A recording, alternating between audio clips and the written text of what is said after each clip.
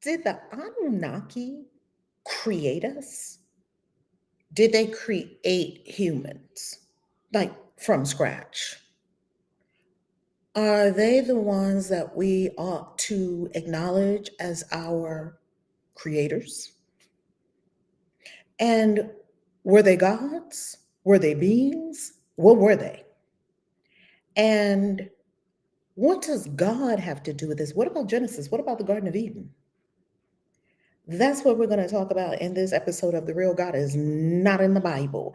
I'm Reverend Valerie Love. Welcome. This is Witchy Wednesday. I'm here every Wednesday night at 7 p.m. Eastern Time to have a discussion about the true origins of humanity and what we may not have been told about ancient civilizations, what we may not have been told about ancient civilizations. Now, normally, you know how we do. Come on in. Normally, I go on screen share and I share several things with you, several facts with you about my findings. This is going to be a conversation. This is going to be a tete-a-tete, as they would say, a conflab. This is going to be a conversation you and I are going to have about our origins, about how it relates to the Anunnaki. And since I've been doing this show, The Real God Is Not in the Bible, and I've been writing the book, there are many, many, many really good questions you all have been asking in the comments.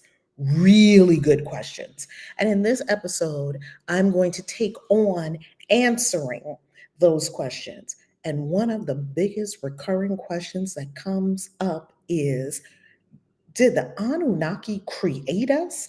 So even my son and I were having this conversation the other day, and he was not really happy thinking about the idea that we were created to be slaves, right? Like slave species of the gods. Yet, and I can certainly understand that. And he and I always have these really powerful conversations, right? These powerful conversations. So let's talk about that. So, first, I want to frame this conversation. Many people do not believe in the Anunnaki. And that's okay because I didn't believe in the Anunnaki for the longest. I thought it was a crazy conspiracy theory for years. Anytime someone in our community would talk about the Anunnaki, I would be like, okay. And I would just think to myself, what a crazy conspiracy theory.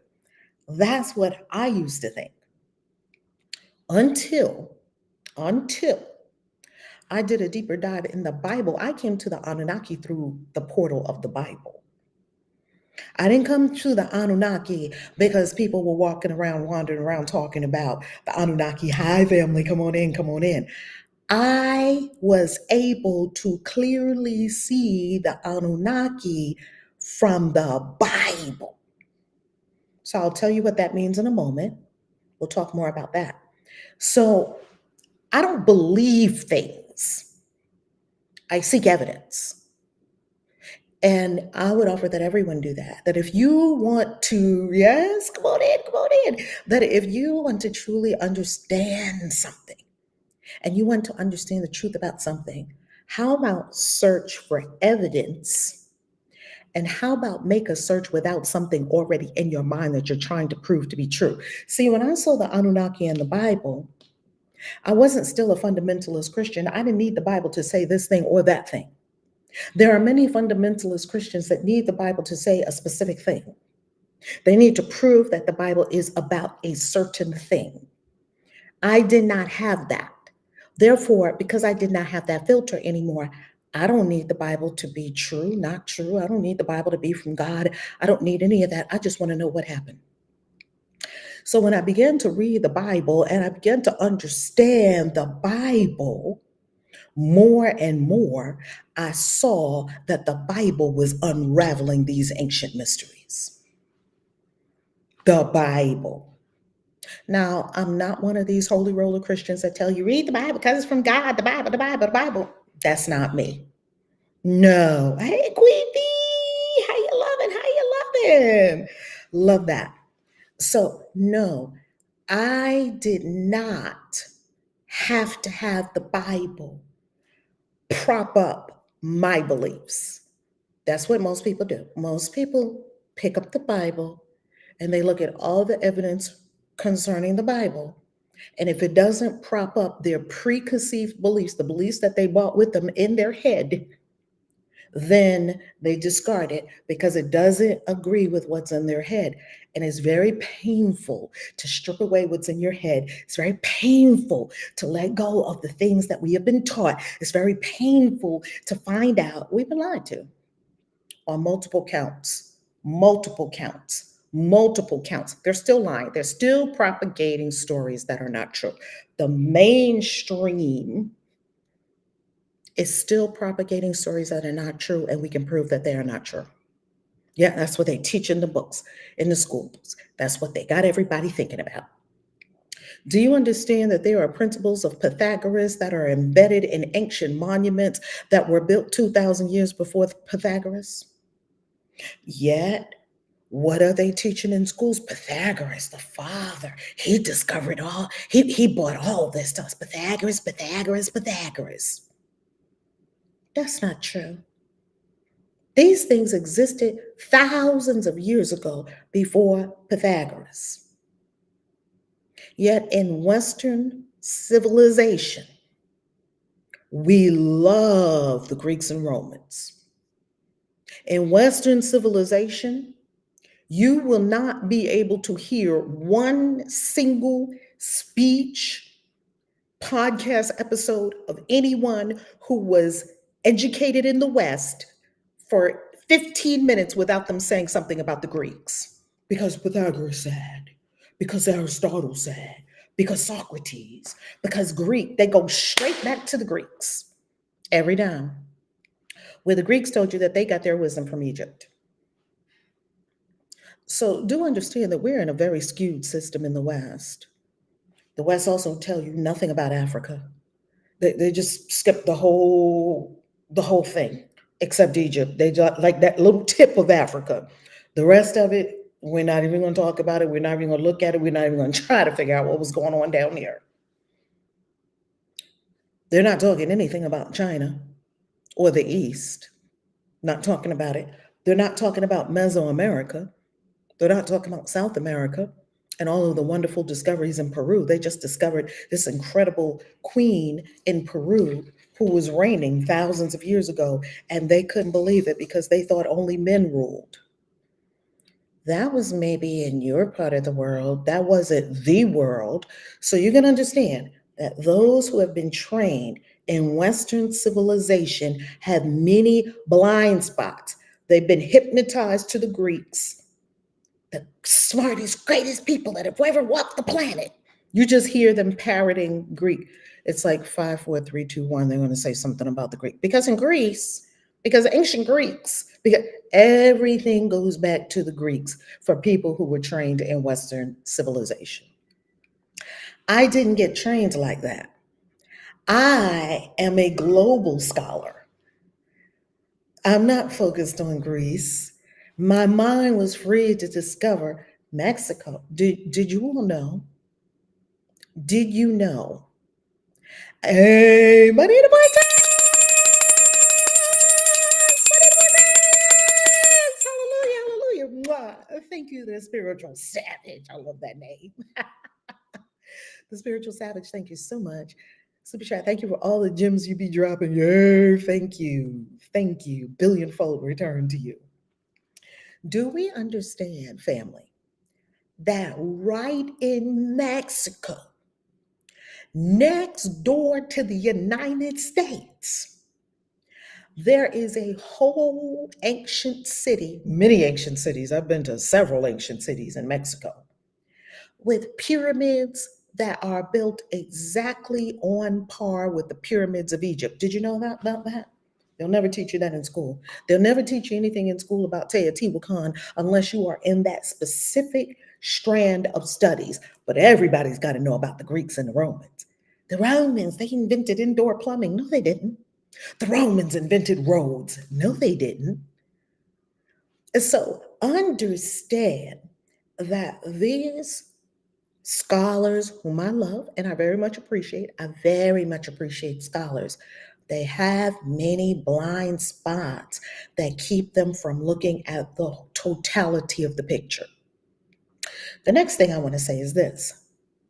Whenever you hear ancient scholars talking about the Anunnaki, they always speak as if these are gods. Oh, yeah, there were gods, and which automatically makes them fictional.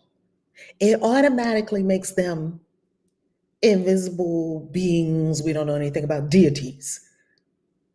They weren't gods.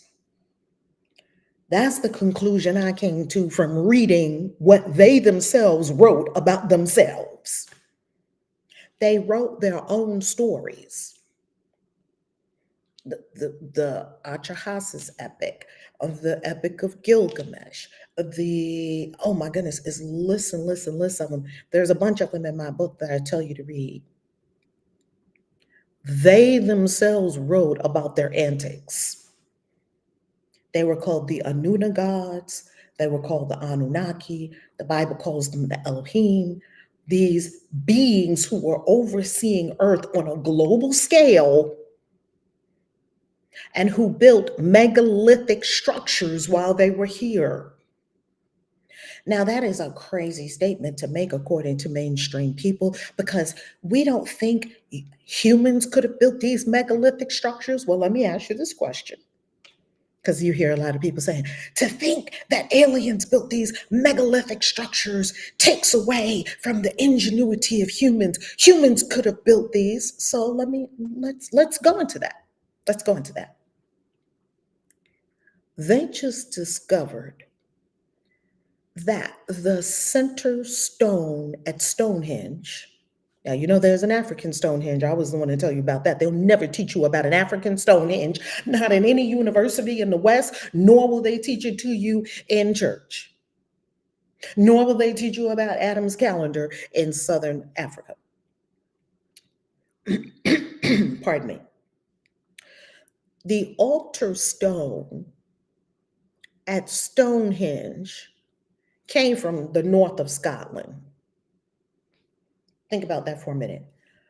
Somehow, these Neolithic people, farmers with scoops, somehow they bought a multi-ton, a 25-ton stone. The altar stone at Stonehenge is something like 25 tons. Somehow, they transported this before the wheel was invented. We didn't have the wheel.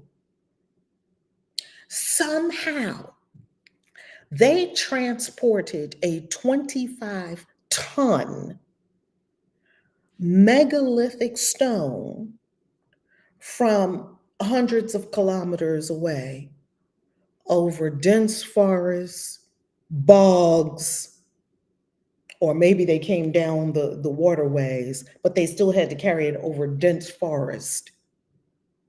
That's what they're telling us, that people did it. Neolithic people did it. But at the same time, they're telling us that Neolithic people were hunters and gatherers and little farming people and whatnot. But these people arranged to carry a 25-ton stone from unimaginable distance over rocks, forests, bogs, no path. And they want us to believe that. That's what they want us to believe.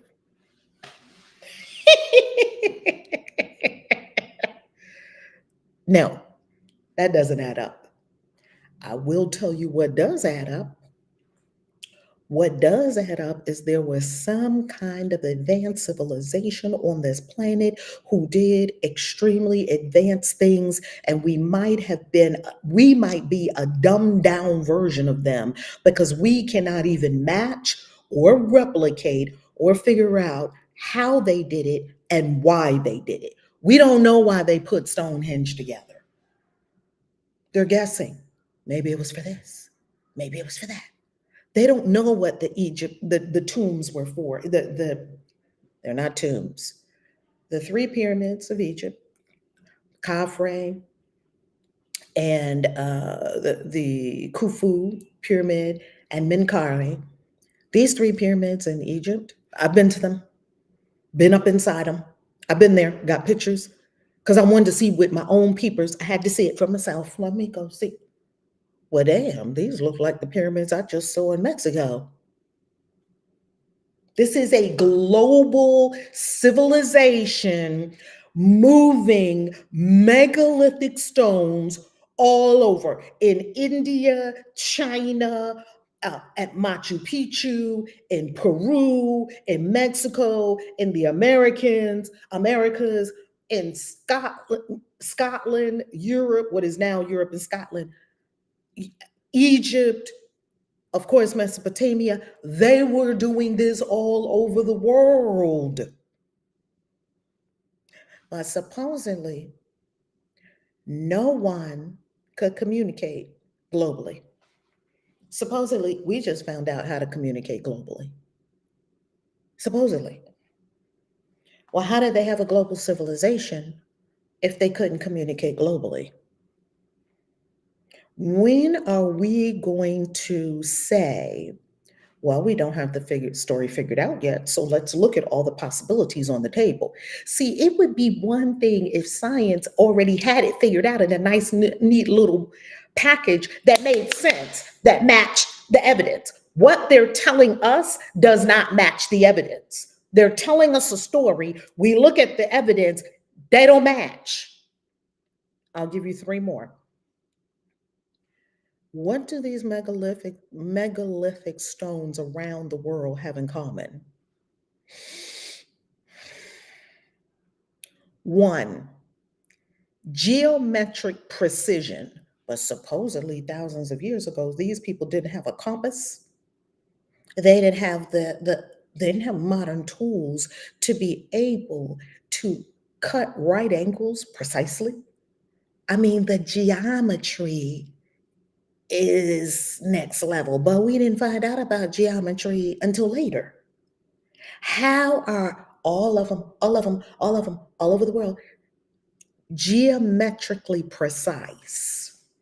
Right angles cut precisely, symbols cut precisely into granite and super hard stones.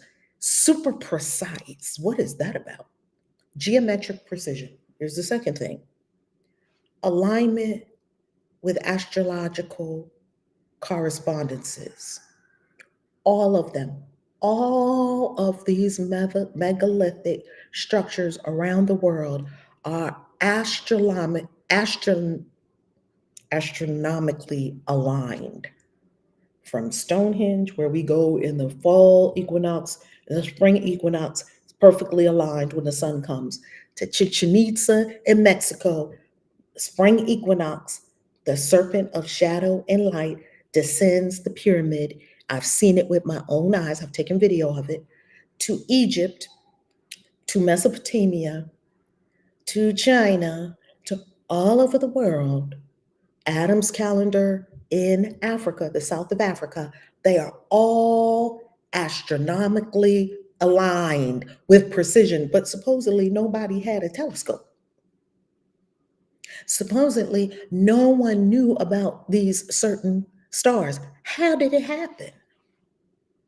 How did it happen? The people did it? But you're telling us that the people didn't know anything about astrology or astronomy. You're telling us that the people didn't have telescopes yet. You're telling us that the people did not understand the distance between this star, that star, and the other star, that we just found those things out with the Hubble telescope and these other things. Yet, what we're looking at in the evidence is absolute astronomical alignment. See, the stories don't match. Stories don't match. Stories don't add up. Hey, peeps. My grandkids are with me for the summer. They don't match. Oh, yes, the pyramids are aligned to the stars and planets. Absolutely. Right, Nubian King? Yes. And I'll tell you something really interesting. How is it that the pyramid is the only structure on planet Earth that is absolutely aligned with due north, where the North Pole is? It's precise. And why is it also the alignment? I showed it to you all one time. The alignment of the pyramid in Egypt coming down to Adam's calendar all the way in the south, they're in a straight line. What? So these people were traveling from this place to this place, and it was like drawn a straight line. How, wait a minute. How did that happen? The woo, but in more time. Smash up the likes. Thank you. Give me some love. Give me some love, family. Give me some love. Give me some love. Thank you. Smash that like button, baby, and subscribe, subscribe, subscribe. And make sure to share. Okay. So that we can get this out to everyone because we've been lied to. And they expect that we're just going to believe anything they tell us. You go into these schools and they tell you, yeah, these 3 pyramids are tombs of the pharaohs. Never found one tomb inside of any of the pyramids of Egypt. How are they tombs? Never found one tomb in any of them. No hieroglyphics in any of them. The pyramid was a giant, could be a giant energy, was related to energy. And clearly, the beings who created these things all around the world were able to use sound to levitate. And you can see that in so many books. I have read so many books about this, and I put the list of books together for you. I'm going to drop a list of some of these books because the books will just have your head explode. It explodes your head. Let me give you the link. The Real God is Not in the Bible. A list of books to read, resources that will have your head explode about these unexplained mysteries around the planet. These mysteries are not just in one place. Okay, if they were just in Africa, Egypt, because it's a local phenomenon. No, it's in Egypt, then it's in Zimbabwe, then it's in South Africa, then it's in India, then it's in China, then it's at Gobekli Tepe in Turkey, then it's in Mesopotamia, which is modern day Iraq, then it's in Mexico, then it's in North America, then it's in Peru, then it's, wait a minute. Pee on our heads and tell us it's raining. This ain't no Diddy party. It's not. This is not a Diddy party. No, we are not going to be bamboozled today. We're not going to be peed on today. This is not a Diddy party. No. So I just mentioned, that's just the tip of the iceberg of what I have discovered in my own independent research and study of the Anunnaki, and the Bible was my means to find the information. The Bible. Because the Bible has spaceships in it. The Bible has giants in it, which we know. The Bible. And it's encoded in the Garden of Eden.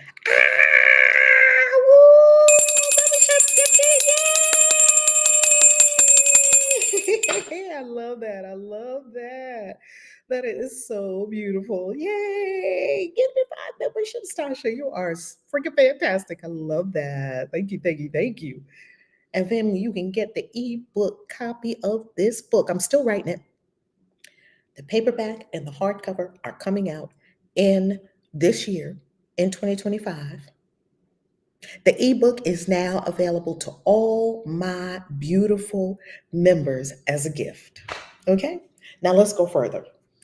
So, people don't want to believe in the Anunnaki, and I understand that because it's very controversial. It's very, they want to put it in the category of conspiracy theory. Yet it is not for me any longer. It's not a conspiracy theory. It's just what happened. And I've got to say, it was not only the ancient megastructures on the planet, of which I've seen many with my own eyes and said, oh, this is not what they told us it is. I've been to Stonehenge. I've been to Egypt. I've been to Peru. I've been to Mexico. I've been to a lot of these ancient cities. I saw it for my eyes, myself, and I would offer that, go and see for yourself. So it's not just the megalithic structures globally that had me questioning the narrative. The next thing that had me question narrative was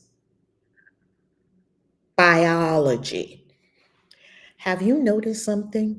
Oh, thank you so much. Tasha, thank you so much for throwing out all these memberships so you can enjoy it. Anyone who grabbed one of those memberships, you enjoy it. Enjoy it. Yay. I want to ask you this question.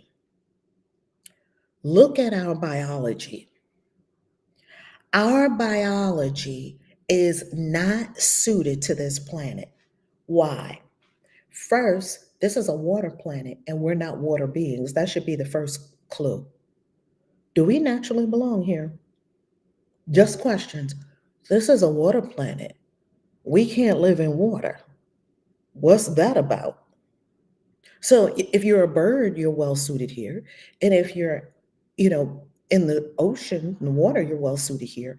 Everything else, it's a ticking time bomb how long you're going to be on this planet, because 99% of all the species that have ever lived on this planet have gone extinct. Think about that. 99%. The dinosaurs ain't here anymore. And the dinosaurs were here for 250 million years, according to what they told us. They're extinct.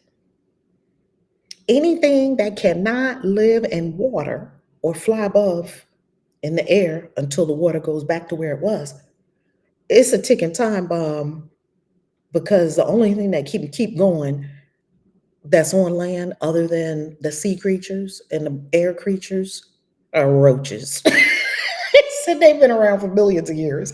You can't get rid of roaches because they can hide somewhere in some cracks and crevices and come out later. They need very little water and very little food. Roaches can, nothing on land. Think about that. Think about that. Ask scientists. 99% of all species that have ever lived on this planet have gone extinct.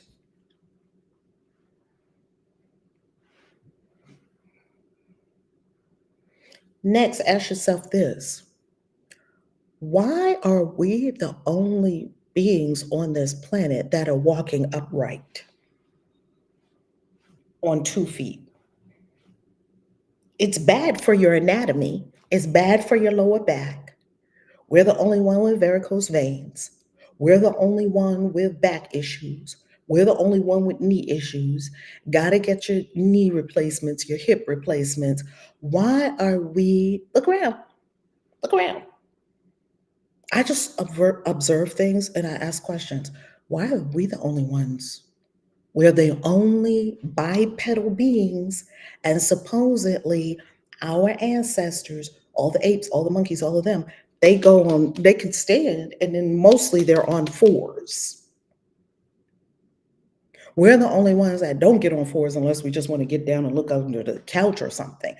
We're walking upright, and supposedly that's an advantage, but it's not, because the biology with the gravity of this planet, you're not supposed to be walking upright. Swollen feet. Why do we have all these issues? Tigers don't have that. Lions don't have that. Right? That's exactly right. We were seated here. We were a interesting amalgamation that's not perfectly suited to this planet. Let's go further. We had an adjustment in our code, in our genetic code, that happened about 250,000, 300,000 years ago. There's some strange adjustment that was made in our genetic code that gave us the ability to speak, tell stories, religion, higher concepts, all of these things made us super intelligent. They call it, the scientists call it the Great Leap. Where did that come from? Now, you ask the scientists, well, what caused the Great Leap? We don't know. So they make up a story. Oh, we started agriculture. And because we started agriculture, we could start speaking. And then you see them in school making up the story. Oh, it's agriculture. Agriculture was the whole thing. We started planting. Well, how did we start planting? And somebody accidentally found out that you could plant something. Like the stories they tell you in the mainstream, and we believe them. We started agriculture, and supposedly agriculture made all of this happen. Next thing you know, we started telling stories. We started sitting around. But what made us start telling those stories is what I want to find out. None of those stories make sense except for the Anunnaki story. That's the only story that I have found that fits all the puzzle pieces together. It fits all the puzzle pieces. So let's get down to now. Did the Anunnaki create us? And what about God? Right? The Anunnaki did not create us. The Anunnaki engineered us. Create means you make something from nothing. That's not what they did. That's not what they did. If you are growing roses and you have this strand of roses and you have this strand of roses and you breed the roses and you create this new strand of rose that came from these two roses, did you create something or did you engineer it? You engineered it. You didn't create it. You didn't create it. They didn't create us like out of nothing. Just make a human. That's not how it worked. Now, before we can go any deeper, here's what hooks people up in their thoughts of the Anunnaki that makes them very sad. Let me tell you what makes them very sad and very upset. We still think of God in a very elementary way that we think God was making a dove. Here you go, dove, fly. Okay, now I think I'm going to make a giraffe with a long neck. Okay, I'll put you on the ground. Okay, I'm going to make a bunny, put a fluffy tail. Okay, I'm going to make an elephant, big ears. They think God is sitting around making little things. No. No. God, the infinite source, does not make different things. The infinite source created the code by which all these things exist. Please understand the infinite source where everything came from, everything came from the infinite source, created the code for this entire universe. This entire universe is a code. So there had to be a coder. All the scientists tell us, yeah, our DNA is a code. Well, then if it's a code, who wrote the code? Someone coded it. You don't have a computer and say, oh, I can do Facebook. Facebook just jumped out of nowhere. Big Bang. Big Bang is a ridiculous story. They made it up. And they teach it in school like it's law. There was a Big Bang. But the Hubble telescope out there, all those telescopes that went way farther than we thought they could go and keep going and look at it, they were like, oh, maybe we weren't correct with the Big Bang. Maybe it didn't happen like that. They are making these things up and flying by the seat of their pants and teaching it like it's law. And then when you look at the evidence, you say, this doesn't add up. Let's go further. So because, you see, science and academia, they're together. Why? And religion. Why are they together? Because religion helps us keep a dumbed down version of God. In church, we're just sitting there, oh, praise God. He's up there in heaven making things. He took dirt and he made a woman and he made a man. I think I'll put a penis on this one and a vagina on this one. There you go. But don't touch that tree. I mean, this is a metaphor story. And it comes from ancient Mesopotamia. And it is based on a seed of truth that actually occurred in ancient Mesopotamia when the Anunnaki were doing all the tinkering that they were doing with things that were already here. So because we have the dumbed down version of God, that helps feed into the foolishness they give us in school. Traditional education in school. Traditional education is trash. And the reason I say it's trash is because it won't tell you things like, we don't really know, yet here are some possibilities. It could be this, it could be that. No, they try to convince you that this is what it is, even though it is not so and is not evidentiary. Okay, let's go further. So people have a dumbed down idea of God. So they think that they want to believe that God formed a man and formed a woman with its own hands. That's not how this universe works. It doesn't. That's what they want to believe. So if they realize that the Anunnaki came and that they had something to do with the manifestation of Homo sapien sapien, which is us, they think they transfer their infantile belief in God to the Anunnaki, and they think the Anunnaki picked up some dirt and crunched it together and made mud pies and somehow, poof, make a human. That's not scientific. That's not how it works.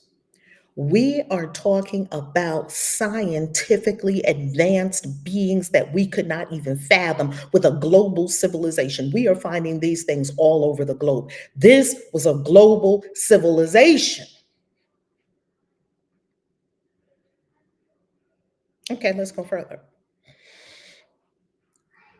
Well, then what did they do when they got here? When they came here, they saw an existing hominid that was kind of, upright and getting down on their knees and walking. When I say getting down on their knees, I mean back and forth between four legs and sometimes walking upright a little bit. Like a monkey can stand upright and look around, and then it goes back to walking how it was walking. They saw that and they said, hey, they're in the Apsu. The Apsu is Africa, deep in Africa. Enki said, yeah, we have that being in Africa. We can round up some of them. But they won't do what we say because they're not intelligent enough. Okay, so what do we need to do? We need to mix some of our DNA with their DNA. Why is that so hard to fathom when we do it right now? We make designer babies right now. Why is that so hard to fathom? Gene splicing. We do it. But we want to think we're the smartest ones that ever walked the planet. Clearly, we're not the smartest ones that ever walked the planet, that there were beings way smarter than us a long time ago because we can't even figure out what the hell they did. We're looking at these old stones and we're like, how did they do this? Maybe they did this, maybe they did that, but no one has a conclusive answer. That's evidentiary. Okay, let's go further.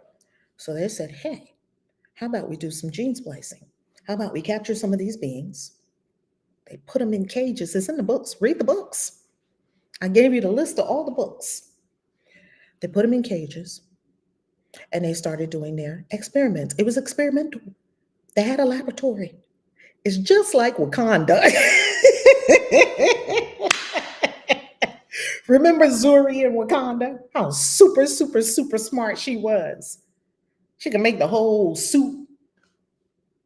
Yeah. What was that? What was that material that they had in Wakanda that everybody wanted? It was a super incredible material that everybody wanted.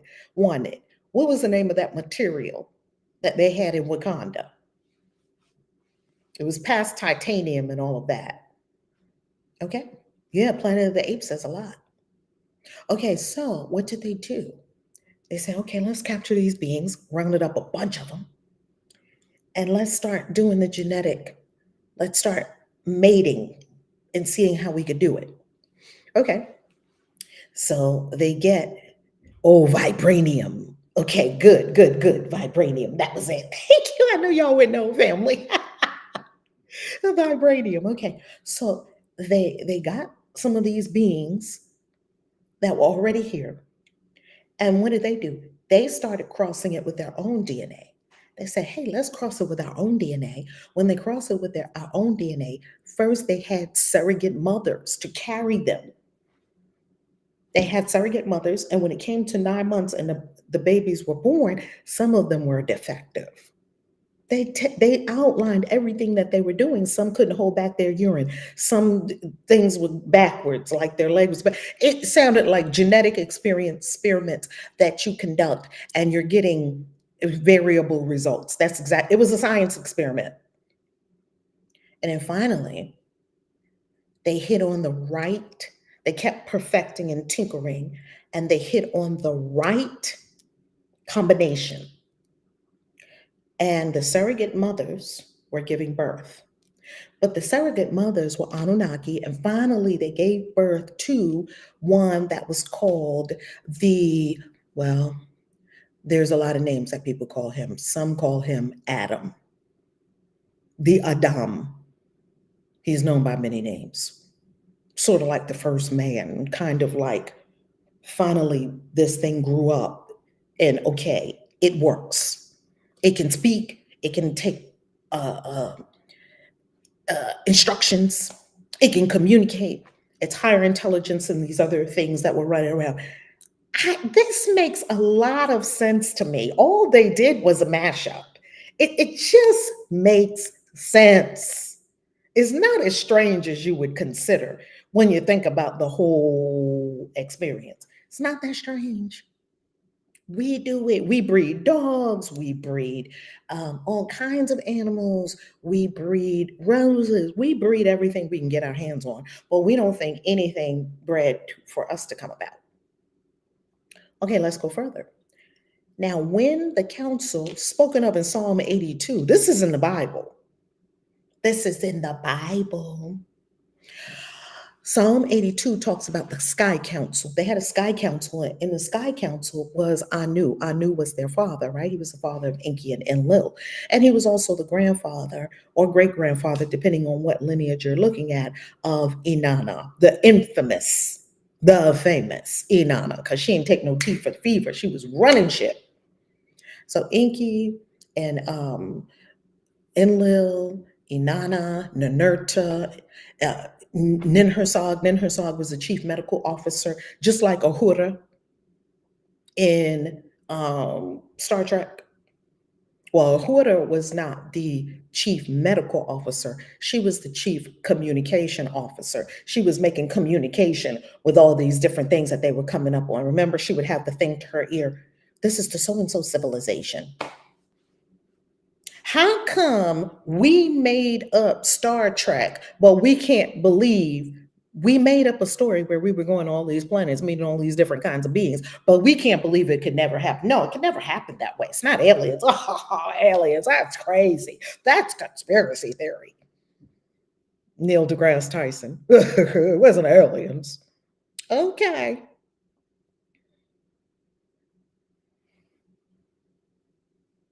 Okay, let's go further.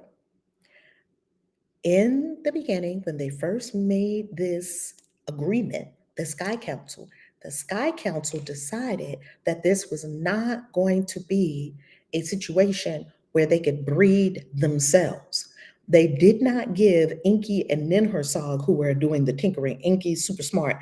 Ninhursag, medical geneticist, one of the best geneticists in the world. Ninhursag is in the Bible as the angel Gabriel. The one who told Abraham's wife, Sarah, don't worry, you're going to have a baby. Don't worry, you're going to have a baby because I'm going to do an artificial insemination right now. Same angel Gabriel that supposedly spoke to Mary. See, these are holdovers from Ninhursag, who went around helping all these barren women. How were all these barren women having children in the Bible? Hannah, every really famous person in the Bible had a mother who was either a virgin, she was too old, she couldn't have a baby. John the Baptist's mother, Elizabeth, she couldn't have a baby. Samson, his mother, Hannah, she couldn't have a baby. Not Samson, Samuel's mother. Samuel's mother, Hannah, praying at the temple. She couldn't have a baby. And all of these angels come to her and tell her, oh, you're gonna have a baby. Sarah couldn't have a baby. Who was visiting them? A geneticist that was about to do an insemination. Supposedly, Noah's mother, same thing. That part is not in the Bible. That's in some of the other books. So even Eve said, I have a baby with the help of the Lord. That's what we have in our Bible. I got a man from him, Enki. And then the wording is different for Abel. Cain and Abel had two different fathers, but what do they tell us in church? Oh, Adam was their father. That's a lie. So the Sky Council, right? Enki and Enlil and Anu and Anu's wife, the great mother who still lauded in Africa as Mami Wata. The great mother was lauded all across Africa, still is. That this sky council made up of 12. Why does 12 keep appearing in the Bible? 12 houses of Israel, 12 tribes, 12 apostles. Because it was 12 in the sky council, the original story thought that 12 was very important. So they just continued the 12. The sky council was probably talking about about astrology, the constellations. So they were in the Sky Council, and the Sky Council gave them permission to go ahead and craft this being. See what you can do. See if you can make some kind of being that's going to work for us. My son said, well, why didn't they just make robots? I said, they kind of did. That's us. But I mean, we're not robots yet. Making robots, they would have had to build whole warehouses and manufacturing facilities. It's easier for them just to make beings. That was simple for them. And to breed the beings. Well, they did not give the beings the ability to reproduce. And so they had the beings, and Ninhursag, she was looking at all her birth mothers, and she was like, well, we only have like 14 birth mothers, 7 to birth the boys and 7 to birth the girls. How are we? Come on, buddy.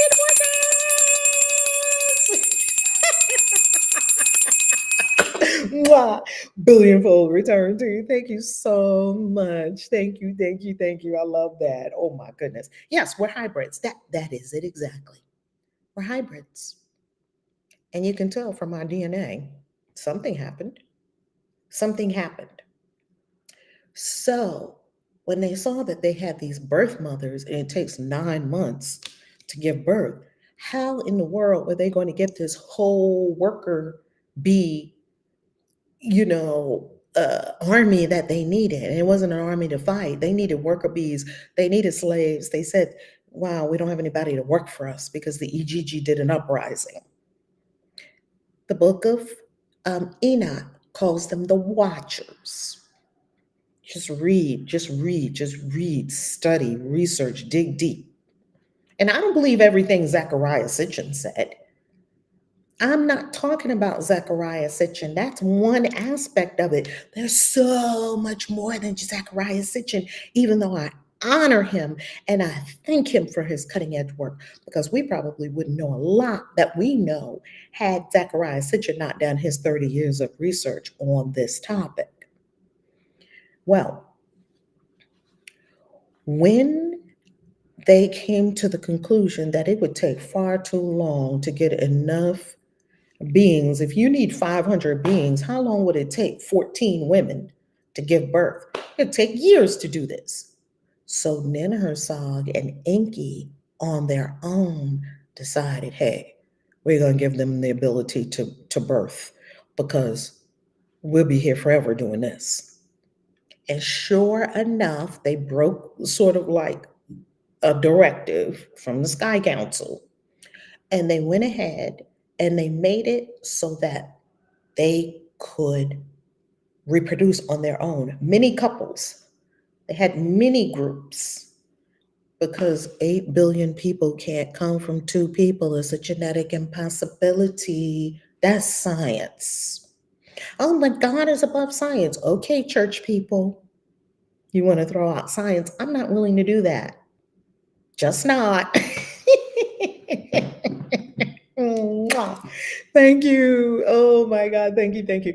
I am so amazed that so many people are listening to this and watching this. This is the highest watched show ever on the YouTube channel.